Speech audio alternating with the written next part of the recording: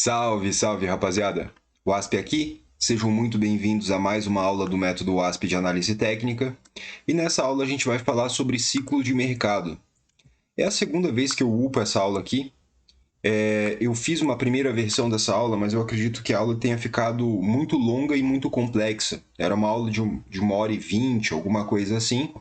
E acabou que teve visualização, mas não teve like, né? Parece que não teve ali uma boa aceitação. Então eu estou trazendo aqui uma versão simplificada dessa aula, bem como todas as próximas aulas também vão seguir ali uma diretriz mais simplificada, que seja mais palatável ali para o público de iniciantes, né? Ou né, para o público ali que não quer colocar muito tempo assistindo aulas. Tranquilo?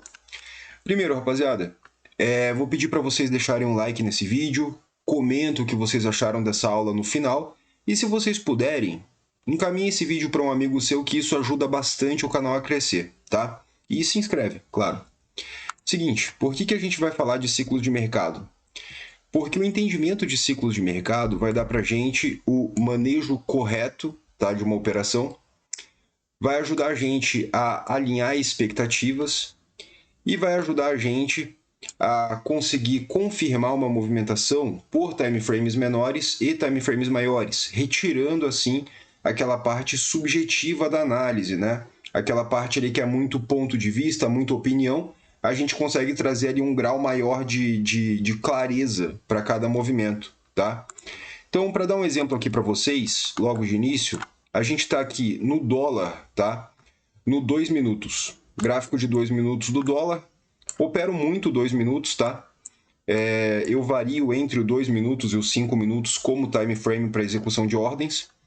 Eu quero trazer aqui uma distinção que é muito importante. Vamos dar uma olhada nesse movimento aqui, ó. Esse movimento entre máxima de 117 e mínima da 131, tá? Eu quero que vocês entendam que existe uma diferença entre essa correção aqui em azul, que é a correção da mínima da 113 com a máxima da 117, e essa correção aqui da mínima da 123 com a máxima da 125, tá? Existe uma diferença nessas duas correções. Uma é uma correção de fato, outra é uma pausa, é um stall. A gente vai ter isso daí nas próximas aulas, mas o que é importante é a gente entender o seguinte, que existem momentos que você vai esperar correções profundas, tá? E aí, quando você tem correções profundas, você vai ter um determinado modo de operar, e tem momentos que você vai esperar correções rasas, e você vai ter um outro modo de você operar essas correções rasas.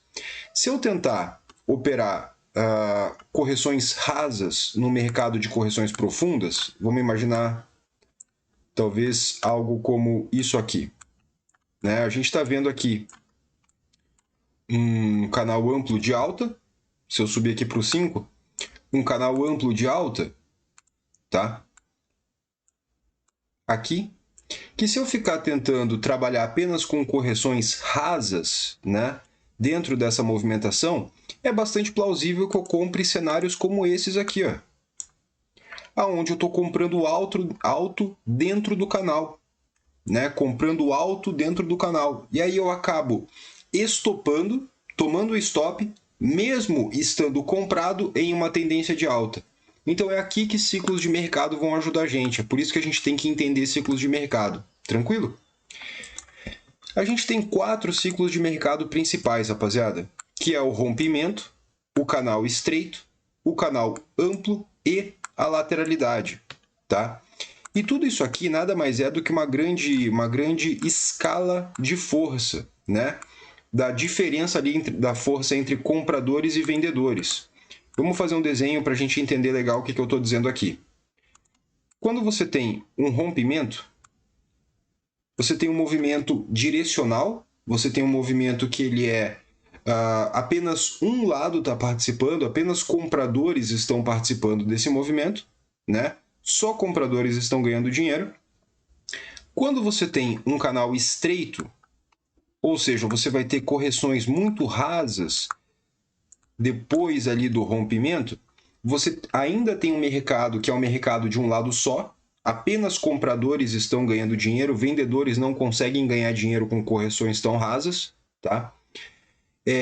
Mas se a gente compara esses dois movimentos, deixa eu traçar aqui uma linhazinha tracejada para gente, daqui para cá, né? Vamos fingir que essa linha tracejada que eu estou traçando aqui separa aquilo que é o rompimento daquilo que é o canal estreito.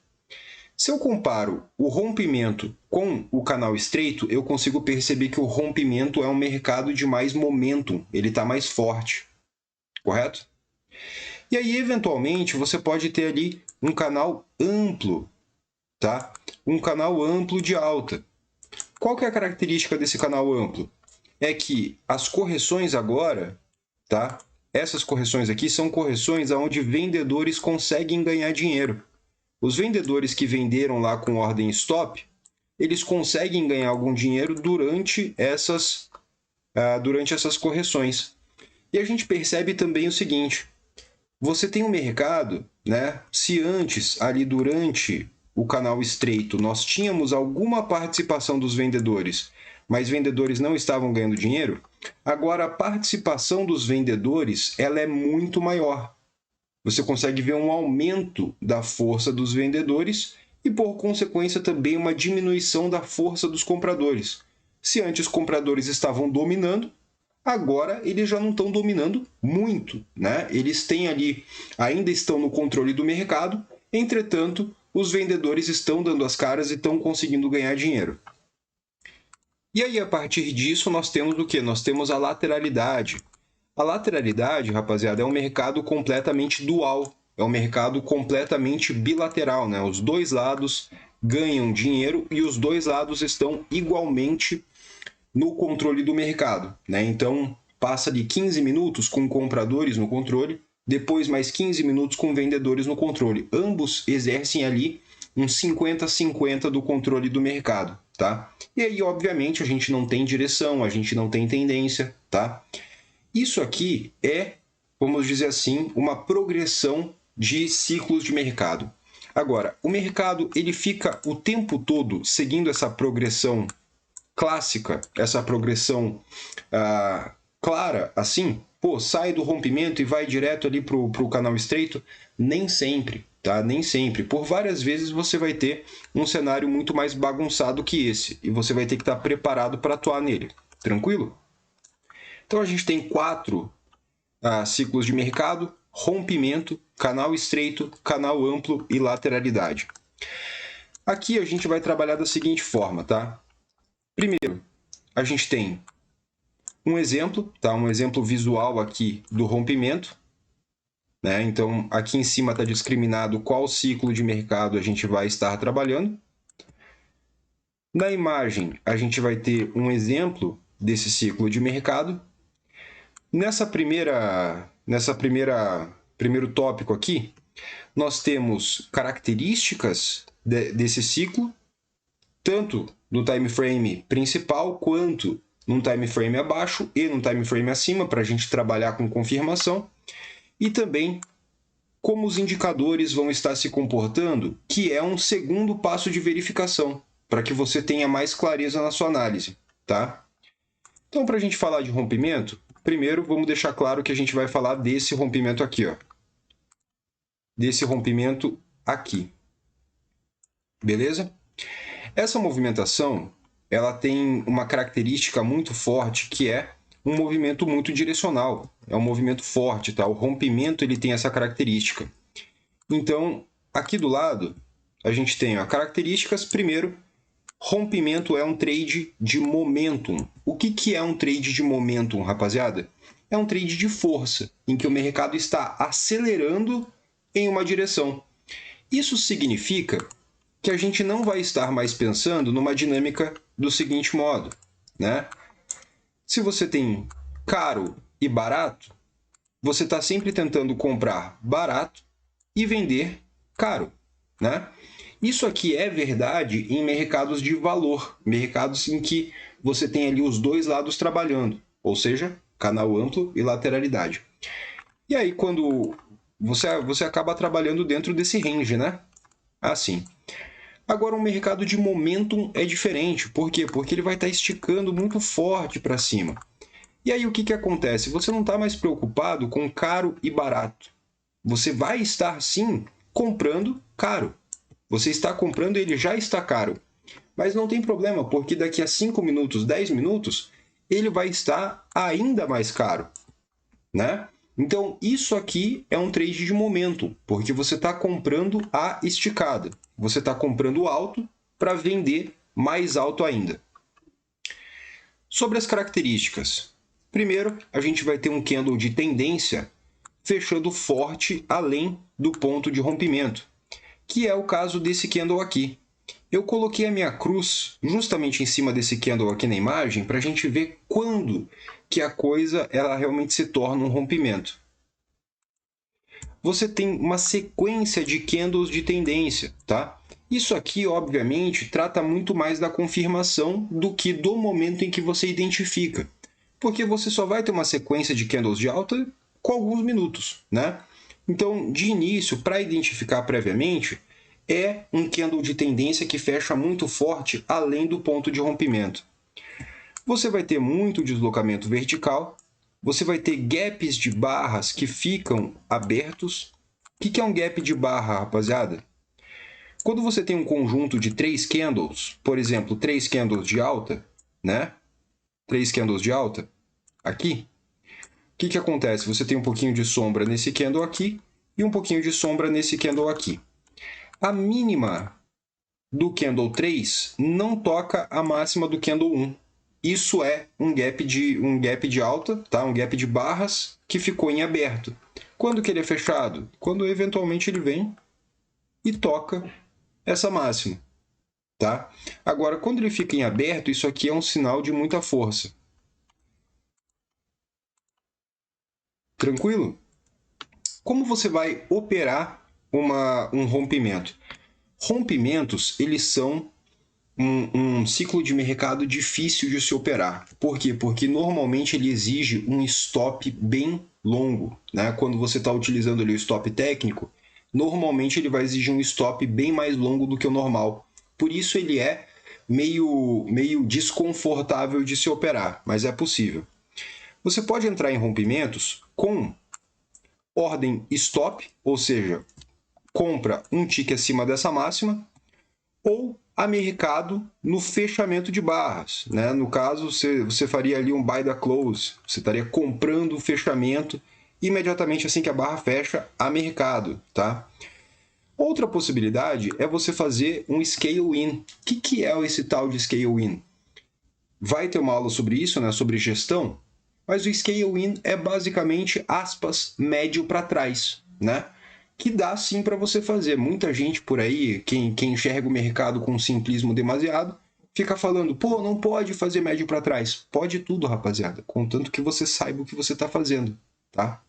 Não tentar reduzir o mercado a regras simples, né, a regrinhas assim que uma criança de 5 anos seguiria, é um sinal de quem não sabe o que está falando, tá bom? Então pode fazer sim, contanto que você saiba o que você está fazendo.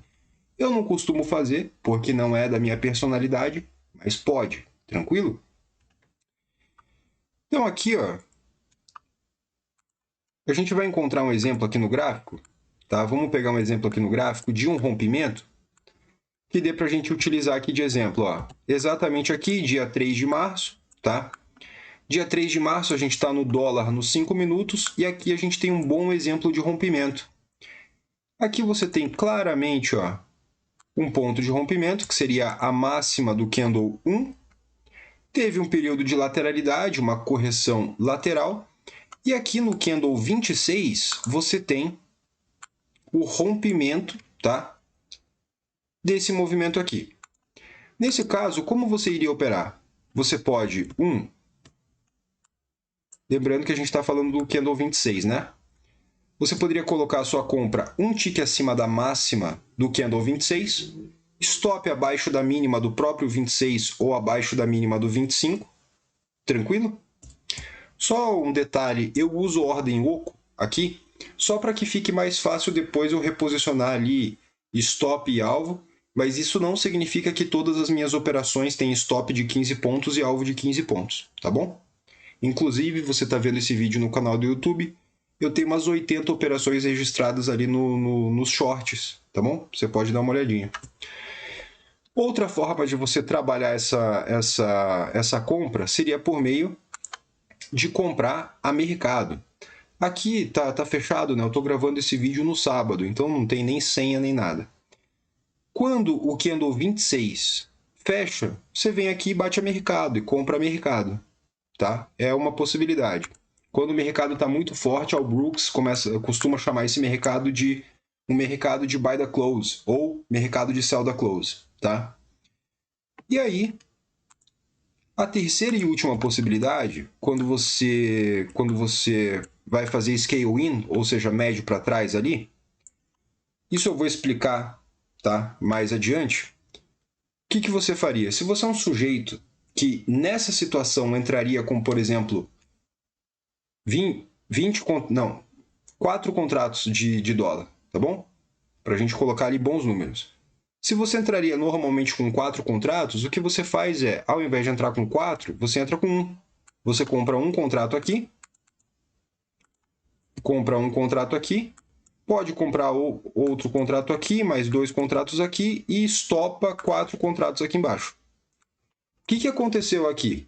Aqui você fragmentou a sua posição sem aumentar o valor de R, ou seja, o valor nominal financeiro que você costuma arriscar, você não estaria arriscando a mais. Você apenas fragmentou a tua posição para que, caso o mercado corrigisse, você se posicionasse melhor.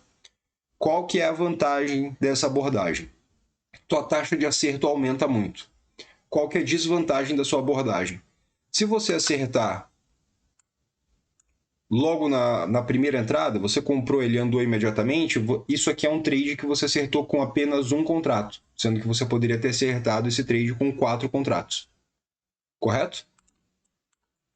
Beleza? Agora, vamos falar sobre confirmação aqui, né? A gente vai trabalhar confirmação tanto em time frames menores quanto em time frames maiores e indicadores. Então, quando a gente fala aqui de time frames menores, um rompimento vai ser um canal estreito, ou seja, você vai ver sim correções rasas acontecendo nesse movimento. Então aqui no 5, a partir das 11h05 da manhã do dia 3, 11h05 da manhã do dia 3, a gente está nos 5 minutos. Se eu descer para o 2 minutos, tá? Aqui no 2 minutos a gente tem o rompimento e a gente já inicia vendo característica aqui de canal estreito, que são correções rasas. Repara que dessa mínima até essas máximas a gente volta 1/3 aproximadamente.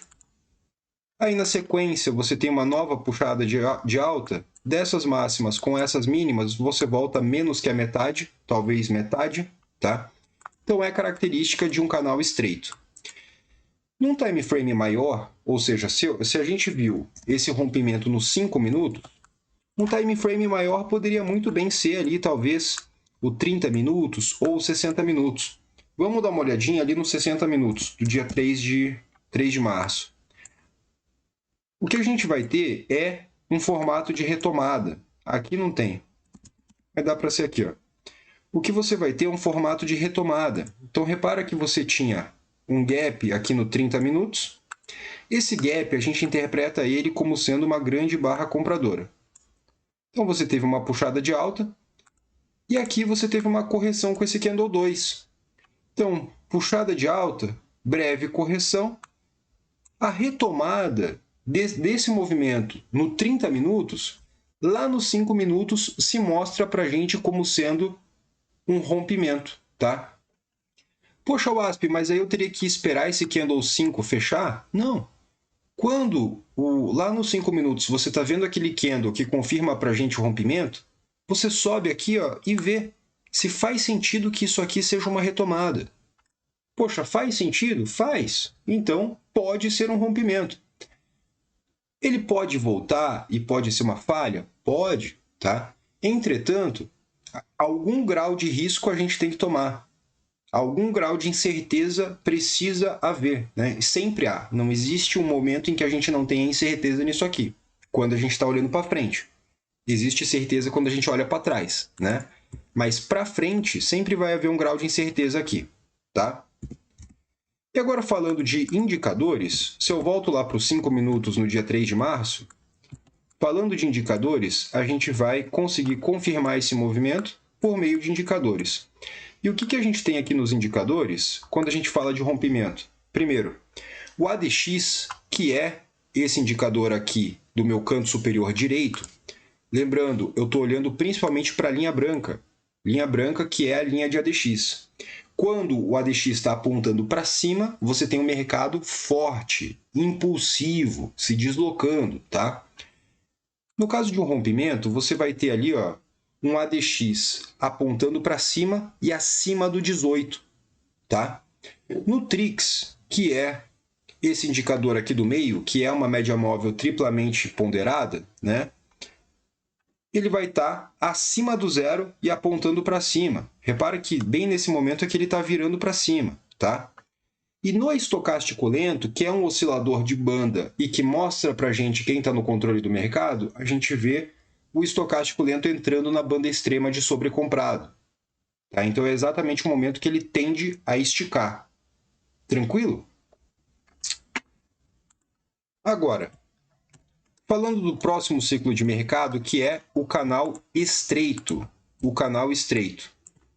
Vamos dar uma olhada no exemplo de canal estreito que eu separei aqui para a gente. Ó.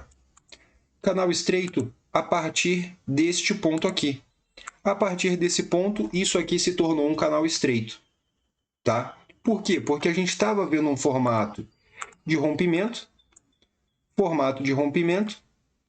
e o primeiro pullback depois de um rompimento é quando a gente se torna um canal estreito. E a gente vê aquele mercado com características fortes de alta, de momento.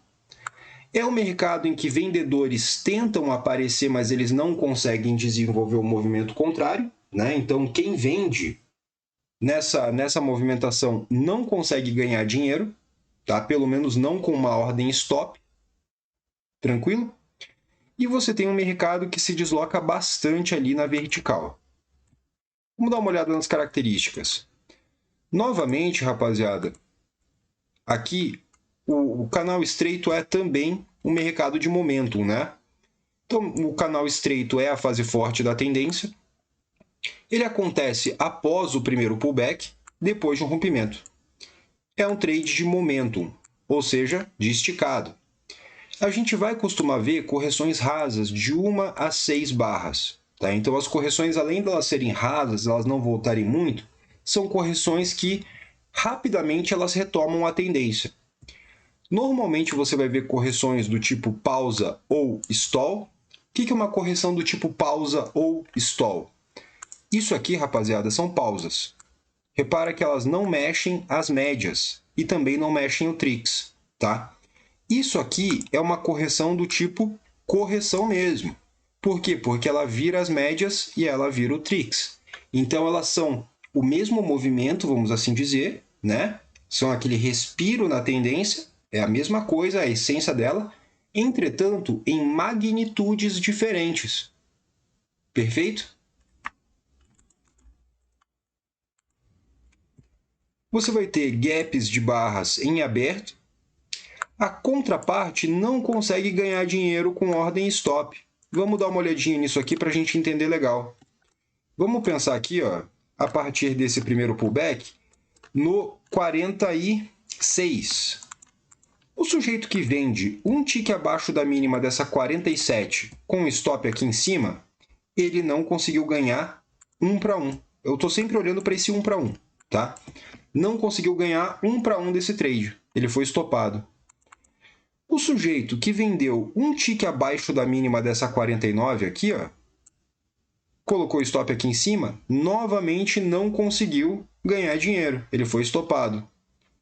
O sujeito que colocou uma venda um tique abaixo da mínima da 57 e da 50, desculpa, 3, da 54 e da 55, também não conseguiu ganhar dinheiro, ele foi estopado. O sujeito que colocou uma venda um tique abaixo da mínima da 60 não ganhou dinheiro, não ganhou 1 para 1 e foi estopado. Aqui, ó, talvez o cara que fez essa venda na 63 com stop aqui em cima, talvez esse cara tenha ganho 1 para 1, mas é difícil.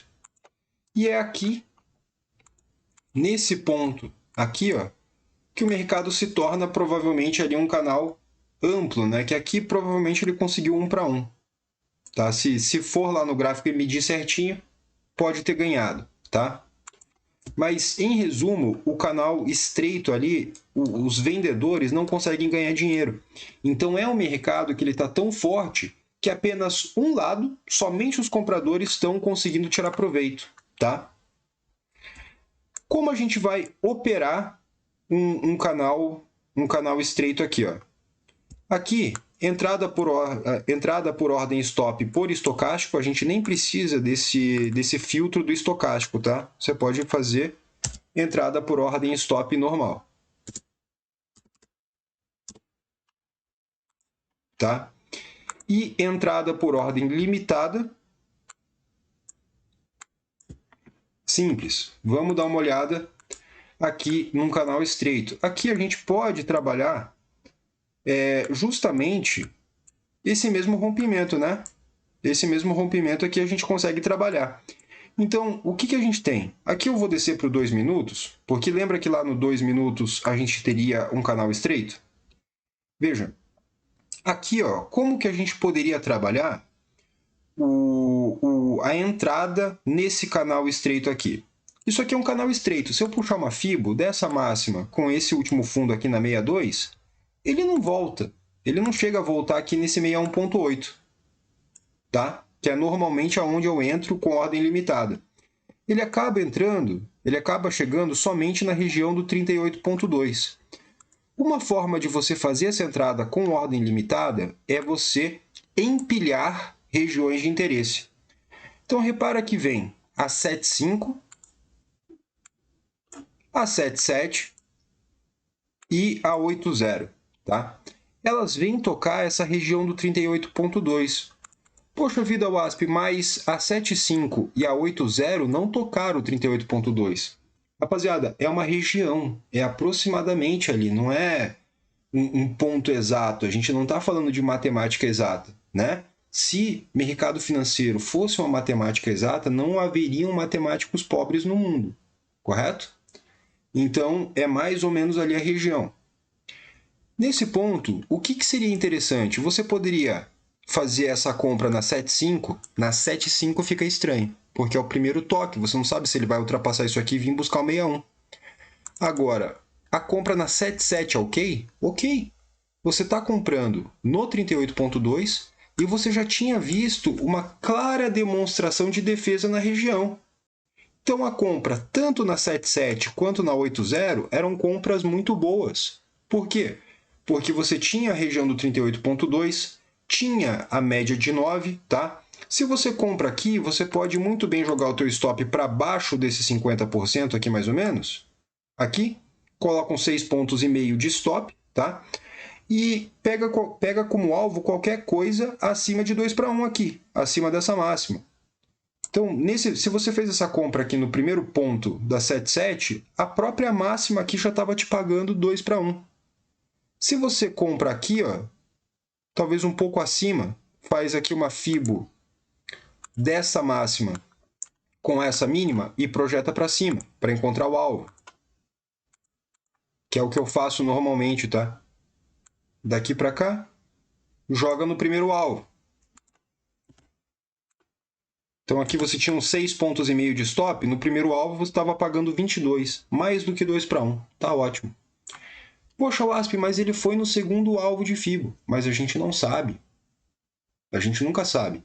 E quando você fica tentando alongar demais os seus trades, rapaziada, entenda que você paga um preço por isso em probabilidade. Quanto mais longo é o trade que você está buscando, menor a probabilidade dele dar certo. E aí você vai acabar com um trade system que você tem 20, 30% de taxa de acerto. Como que fica o teu emocional se a cada 10 trades você erra 7? Tá? Eu não gosto, eu prefiro acertar 50, 60, 70% dos trades. tendo ali 2:1, 3:1 de risco-retorno. Tranquilo? Então, esse aqui é o modo que você pode entrar por ordem limitada. Outro formato de você fazer isso é fazer isso com barra de sinal. Aqui a barra de sinal você tem mercado ancorando nas médias. Quando você tem um bom candle aqui, ó, um bom candle, tá? De preferência que você já tenha retomado aqui, né, no caso, retomado o controle do mercado. Então, repara aqui, nesse ponto você tinha 7,9 e 8,0 como sendo duas barras de venda. A 7,8 tinha feito apenas uma barra de alta, tá? Então aqui vendedores ainda estavam muito no controle. Seria interessante pensar depois que a gente retomasse o controle. Então aqui a gente viu a força dos compradores na 7,8 e nesse conjunto da 8,1 e 8,2, a força dos compradores aumentou. Porque se até então a gente estava colocando apenas uma barra, agora a gente está colocando duas, tá? Aí ele faz breve correção, e aqui você tem uma barra de sinal nessa 8,8, por exemplo, que ela deixa claro a retomada. Vendedores colocaram apenas uma barra. 8,7, 8,8 está mostrando que compradores estão no controle do mercado ainda, né? O que você pode fazer? Compra um tique acima da máxima dessa 8,8, com stop um tique abaixo da mínima dessa 8,7, tá? E aí faz uma projeção de Fibo lá para cima. Tranquilo? Como que a gente pode confirmar um canal estreito por meio de time frames? Olhando para um time frame acima e olhando para um time frame abaixo. Ora, o canal estreito num time frame ainda menor, ele vai ser um canal amplo. E num time frame maior, ele vai ser um rompimento. Então, aqui dia 3 de março, tá? Se eu venho lá pro 15 minutos, por exemplo, aqui a gente está no 2, né? Se eu venho para o 15 minutos no dia 3 de março, a gente está vendo o quê? A gente está vendo um rompimento. Tá? Nos 5 minutos também era um rompimento, beleza?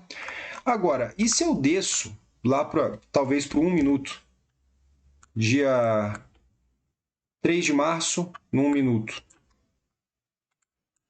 3 de março. Aqui, ó.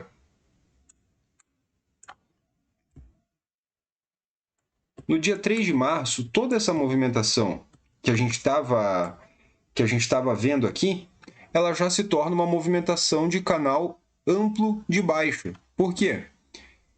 Porque a gente consegue ver que vendedores que venderam com com ordem stop, por exemplo, aqui, ó, fez essa venda um tique abaixo da mínima dessa 146, com stop aqui em cima, esse cara ganhou minimamente 1:1. Aqui na 151, o cara que vendeu aqui ganhou minimamente 1:1.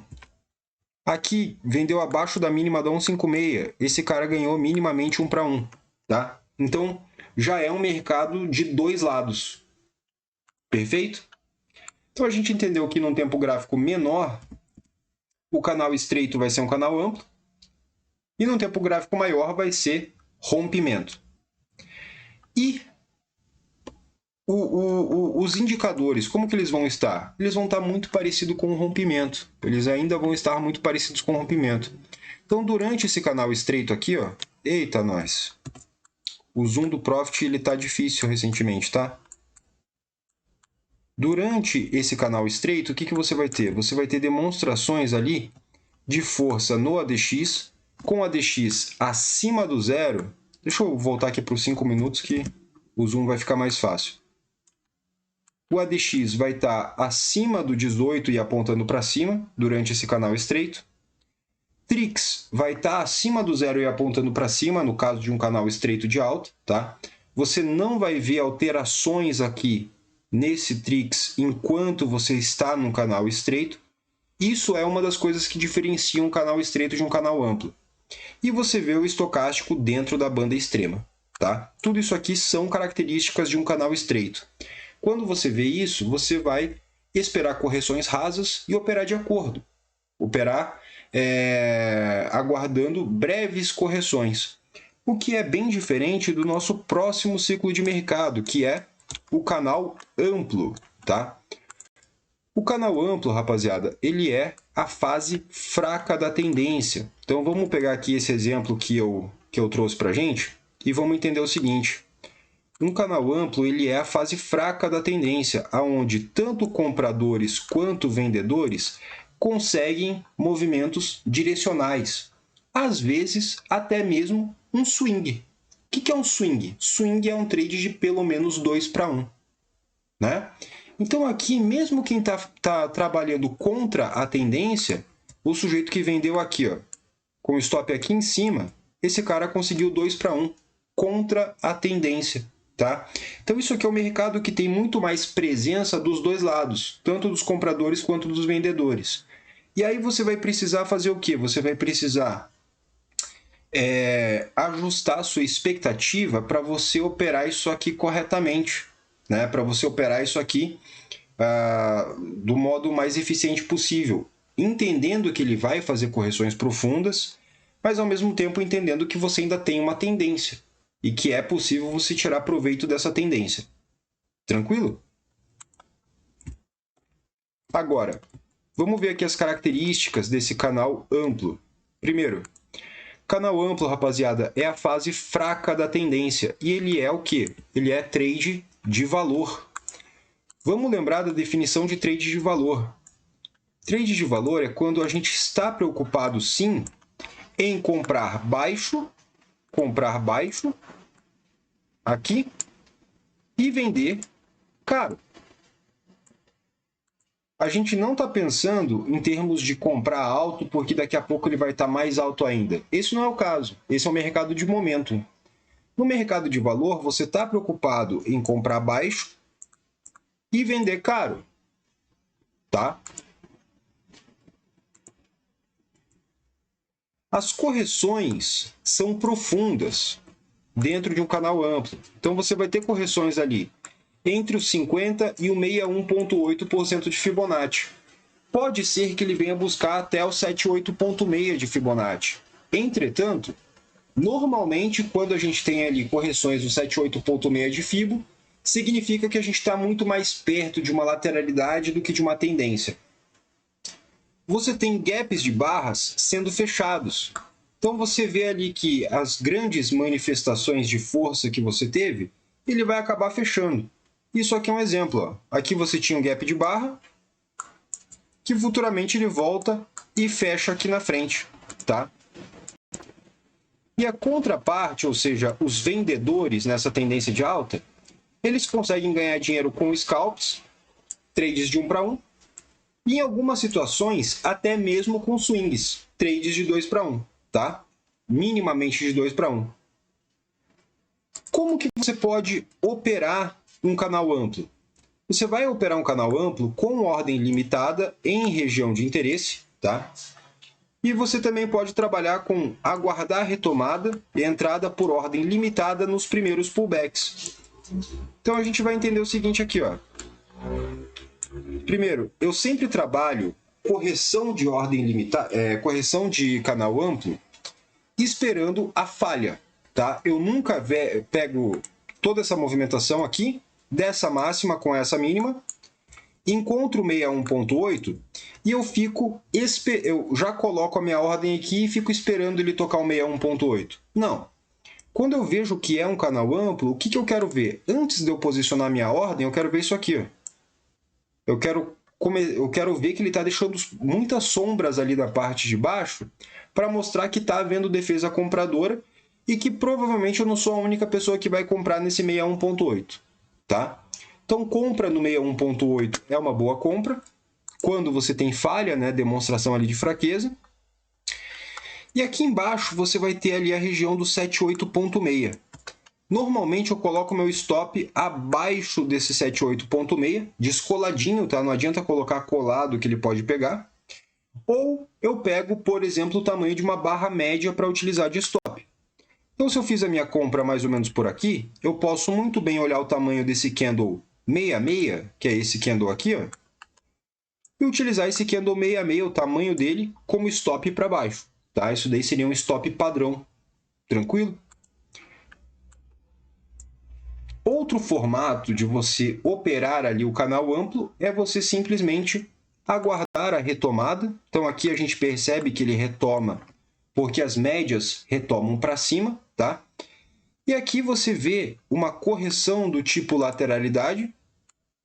A gente vai aprender sobre isso na próxima aula, que é uma correção rasa. Ela está acontecendo aonde? Ela está acontecendo em cima de regiões de interesse, que são esses topinhos anteriores e as médias, aqui, tá? E o 38,2 dessa movimentação aqui, ó, dessa máxima com essa mínima. Aqui, quando você já tem demonstração de falha, no segundo toque você pode muito bem comprar. Você poderia comprar aqui, projeta para cima tanto, né? Eu gosto de trabalhar mais curtinho, então pegaria dessa máxima com essa mínima e projeto para cima para pegar o primeiro alvo. Mas se você quiser trabalhar um trade realmente bem longo, mas com a probabilidade baixa, o que você faz é pega dessa máxima com essa mínima e projeta isso aqui para cima. Tranquilo?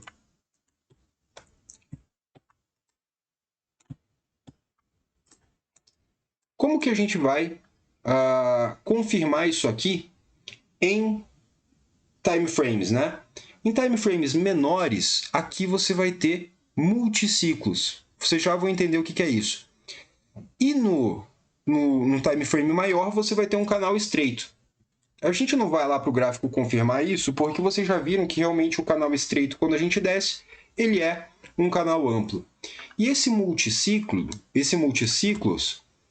ele é o seguinte. Quando você tem aqui, ó, vamos imaginar que isso aqui esteja sendo visto nos 5 minutos. Essa movimentação de alta aqui, ela foi por si só todos os ciclos possíveis.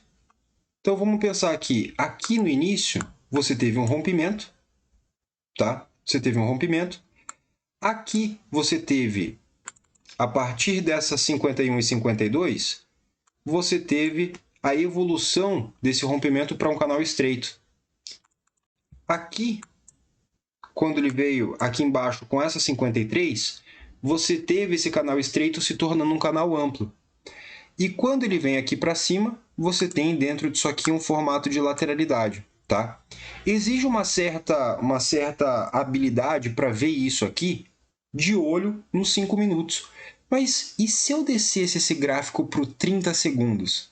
No 30 segundos, você concorda comigo que esse movimento aqui, ó,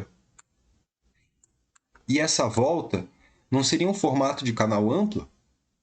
Será que lá no 30 segundos ninguém conseguiu vender com ordem stop aqui e conseguir pelo menos 1 para 1? Ou que aqui, ó, isso aqui, né?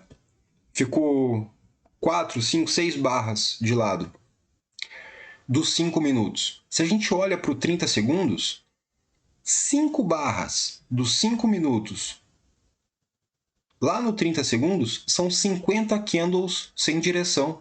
Você concorda que isso seria uma lateralidade? Então isso é um multiciclos. E aí quando você vê esse movimento aqui no time frame menor, lá no 1 minuto, no 30 segundos, você vai ter uma tendência de baixa. E dentro dessa tendência você vai ter outros ciclos. Perfeito? Como que vão estar os indicadores, tá, durante o canal amplo de alta? O ADX, rapaziada, ele vai estar mostrando oscilações condizentes com os movimentos. Então, durante o impulso, você vai ter um ADX forte, durante as correções, você vai ter um ADX fraco. Coisa que não acontecia em rompimento e canal estreito. Que quando você tem um rompimento ou canal estreito, o ADX está indo só para um lado. Num canal amplo, o ADX vira durante as correções. Tá? O ADX ele acaba virando.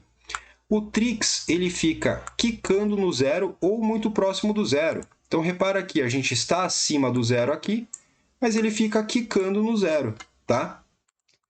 O estocástico lento, ele fica na banda extrema durante os impulsos e ele sai dela com correções profundas que podem cruzar os 50%.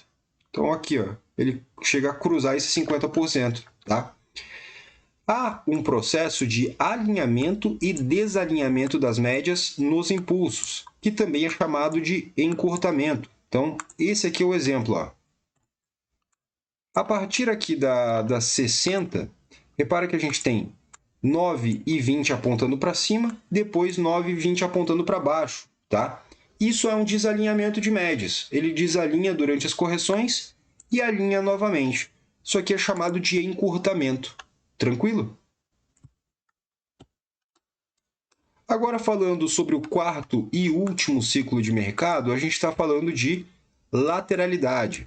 Lateralidade, rapaziada, eu me refiro a essa bagunça aqui no meio.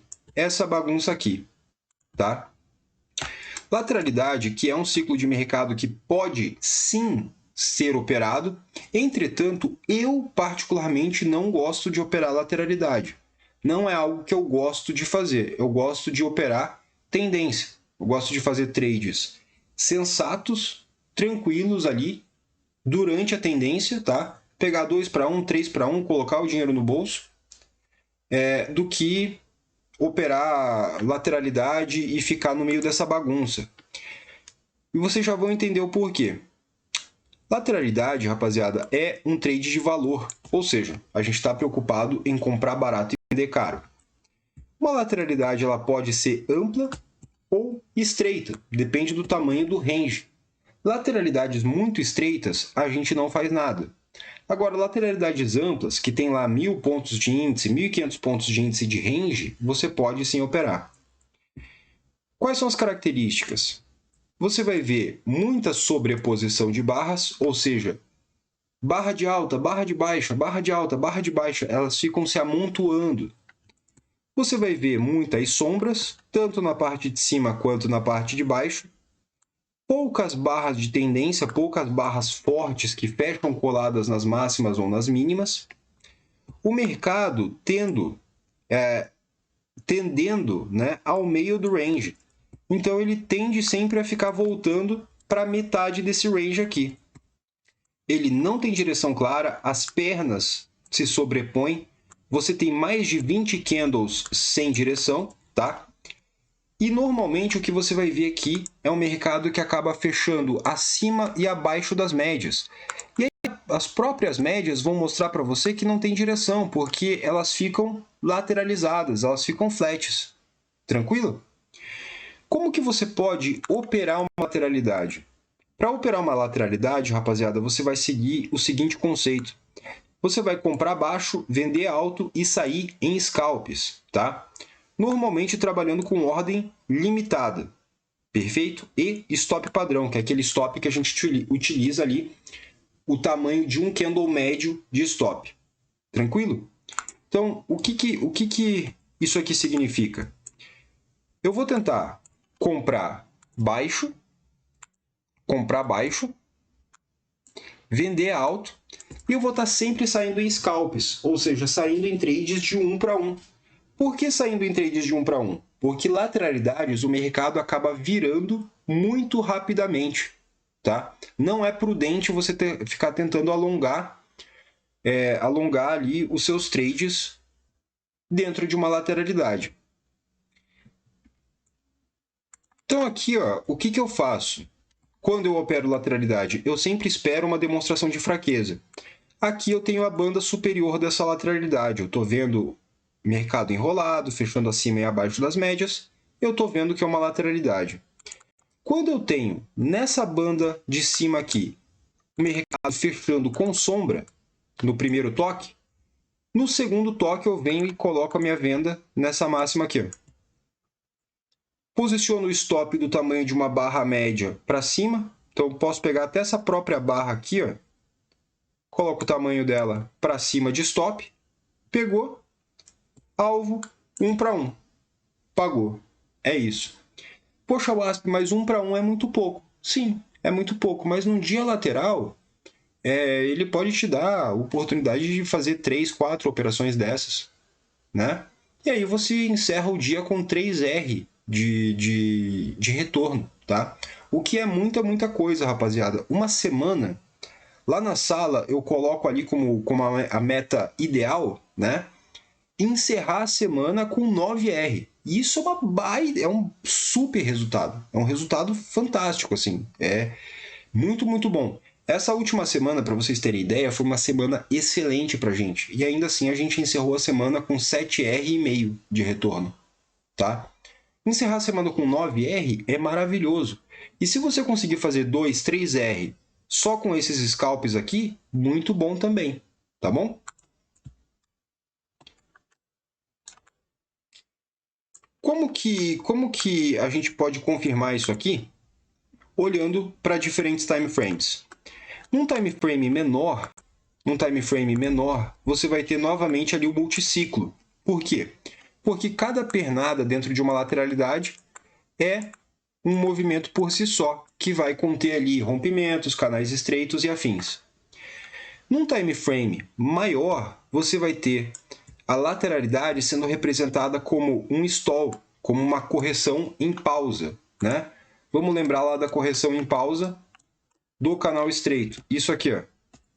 Isso aqui é uma correção em pausa, por exemplo. Agora, se isso aqui está acontecendo nos 60 minutos, lá nos 5 minutos você vai ter uma lateralidade. Tranquilo? E como que a gente pode confirmar a lateralidade? Por meio dos indicadores, tá? Opa, que está no canal amplo. Como que a gente pode confirmar essa lateralidade? Por meio dos indicadores. Ora, o ADX ele vai estar majoritariamente fraco e com tentativa de retomar, mas que não consegue. Ou seja, ele fica tentando subir e não consegue, tá? O Trix ele vai estar cruzando acima e abaixo do zero. No caso dessa imagem aqui, ele não pegou legal, tá? Mas ele fica cruzando acima e abaixo do zero. Porque o Trix ele vai mimetizar, tá? Justamente ali aquela questão da união da média de 9, 20 e 50. Então, quando você tem o preço subindo acima da 9, 20 e 50 e aí descendo abaixo da 9, 20 e 50, o que o Trix vai mostrar é ele vindo acima e abaixo do zero, tá? O estocástico ele vai estar migrando de uma banda extrema para outra banda extrema. Então, repara que ele não fica muito em um lado, né? Ele vem direto, sobe direto, tá? E as médias vão estar horizontais e todas bagunçadas, sem poder de ancoragem, né? Sem defesa nas médias. Tranquilo? Rapaziada, essa aqui foi a versão simplificada da aula de ciclos de mercado. Espero que vocês tenham gostado. De novo, por favor, deixa um like nesse vídeo. Comenta alguma coisa que você achou dessa aula. Se você puder, encaminha esse vídeo para algum amigo seu. Tranquilo? Valeu, rapaziada. É nóis. Tamo junto e até a próxima aula.